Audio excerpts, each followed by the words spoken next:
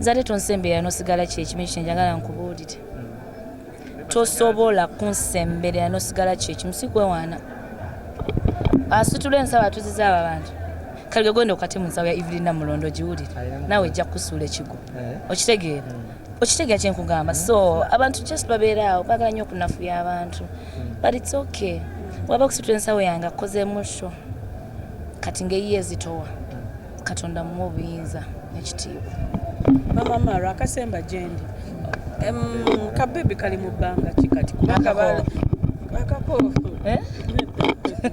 akako baby bump nga bagamba kirabika expecting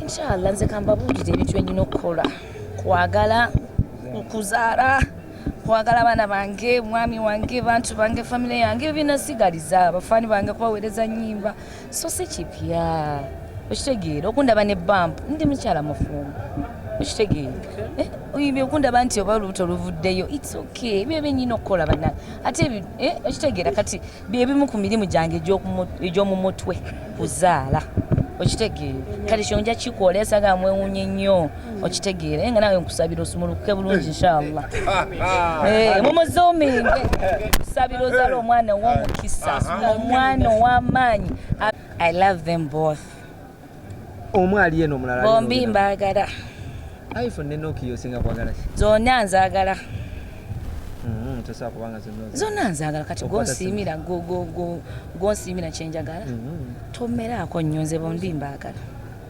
Nsindi yavaayo n'agamba nti nasobola okubatolinga abayimbi bonna abakyala okujjako gwe okay sorry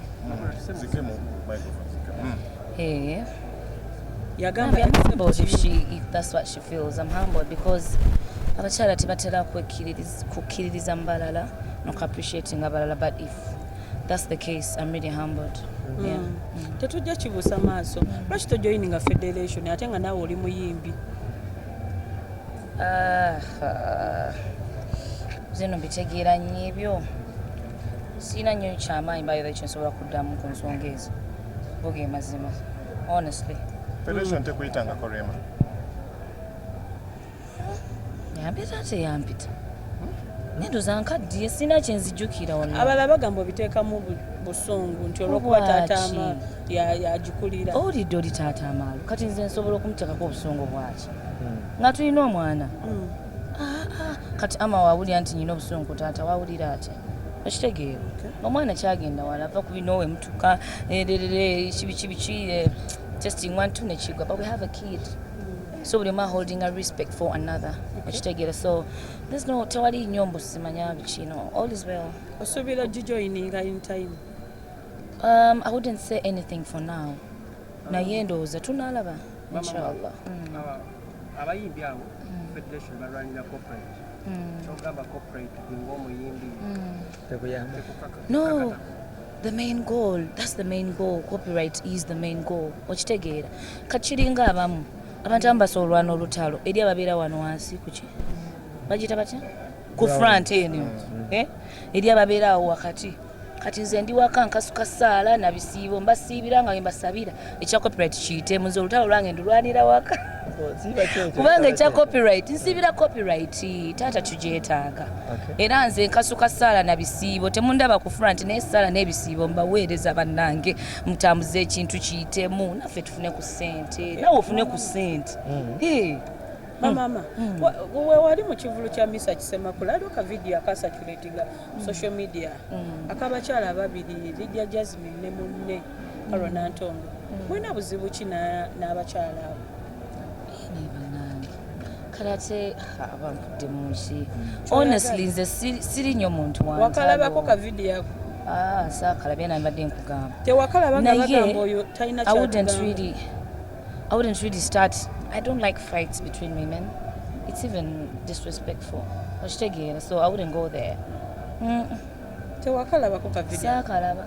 Ndoza namunondo kyakandaga atera okundaga ebintu ntunaga munnaake. Kano kalabye ne muna sina kyennalaba. Okay. Kulikayo e Dubai. Nafuteo. Ebigambo era byatambudde nti ogezze. Party ezimu zigezze. Wezimu zisingako wezaali. Love kyenkola mwana mama. bwe kiri kutuukako olingamba gwe tolaba ogeze mu bitundu ebimu. Mama akasemba. katono nnyo akasembayo. era awo wennyini abo wavudde n'okola statement egamba ebiseera bya season 6 bwembatayo yali ekyaliko Baaba wangi yaliko Nagenda mu ggulu. kati owakana ki wangi owakana ki yaliko naye nga kyekyo si nsonga nkulu. By the way, you know me, when I'm performing I interact a lot ne bafans bange, mba njagala ne kibeera nga abanyumyamu okitegeera, mba nze ku stage tusekemu tunyumyemu ize si bya lutalo okitegeera, kuba sinze nti nzina nnyo amazina sikola ki, so kyensobola kunyumya nabo as I sing okitegeera. So that was one of the things I told them, because okay, kyali kituufu engemu kiwakana, but I was just trying to interact with them. n'akasembayo akala Yeah. mama amaala obuyimba bw'oyimba ennaku zino sitikinze nnyo mu mukwano wana musajjawo oba obuyimba obuweereza musajjawo naye bafaani bo oba waakodde obuyimba bwo kuba munnekitegeeze olabika munnaye bafaani bo oyinza oba wabasuulawo mu ngeri emu bwenda Mane omukwano gukolera buli omu, si gwa mami Ssebunya yekka. Bwe nta akayimba oli akambala kyobala oli akusanga mu kkubo n'akugamba wabula kano wakanyimbidde kano kange. It's because love egatta buli omu. Yes, bwe mba nkiyimba of course bw'oba mu love era feeling omuntu wo n'owulira nga bannange okitegeera ng'okamuweereza, but it's upon you to really forward that song to omuntu gw'oyagala yenna, because love applies to everybody. This is not just for me, naye buli omu mba muyimbidde just okambala bwambazi n'ogamba nti n'owulira nga gwe atayimbira omwagalwawo. Mama Malo, nze ekisembayo kunze kino sikikubuuza mu bubi wabula abantu oba oli abo bayitiriza nnyo kyogera bagamba nti Evelyn Namulondo akwatira nsawo era kadeyideyiwo naye mubaddewo leero mwe just kyabakwata bukwasi kiringa muntu kugamba how are you n'ogamba I'm fine. Mwe kyabakwata bukwasi nti bwe mutusanga ng'obuze obadde wakuba abuze wandinsanze wano era nandibadde ndi waka nga nyonsa alya kuba akyayonka nandibadde ndi waka naye yeah naye nga kyemba sabat is to be patient with me, because simanyi nnyo bya paku naye nga ate they've been there, like abawagizi bange bantegeera anjagala ta complaininga kyenjagala okakasa nti bo they're well bali comfortable with engeri gyenkola ebintu byange kuba munnange empaku kakike nnyo.